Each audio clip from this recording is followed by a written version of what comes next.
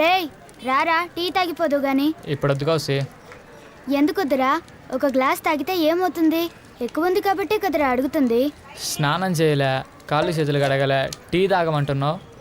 గ్లాస్లోనే కదరా నువ్వు తాగుతావు. నువ్వు చేతులు కడుక్కోవడానికి నేనేమైనా గంజి పోస్తున్నానా? ఏందా? రేయ్, నువ్వు కలెక్షన్కి వెళ్ళేటప్పుడు ఏదైనా మోడర్న్గా షాంపూ బాటిల్ దొరికితే నాకు తీసుకురారా. దానిలో మొత్తం షాంపూ వాళ్ళు వాడుండర్రా.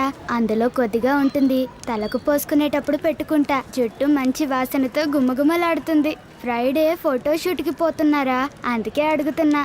ఏ కౌసల్య, ఆడికి టీ ఇవ్వకుండానే అడగచ్చు కదా, అసహ్యంగా అట్ట అడుగుతావు. ఏంటి ఉర్మిస్తున్నావు? షాంపూకి పాముకి కామన్ ఏంటో చెప్పు. తెలుసురా, షాంపూ పెట్టుకుంటే తల్లో నురుగొస్తుంది, పాము కట్టేస్తే నోట్లో వస్తుంది. నోరు మూసుకో. Okay okay.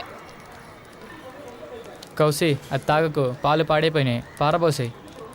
అయ్యో సారీరా, పాలు పాడైపోయాయని అనిపించింది.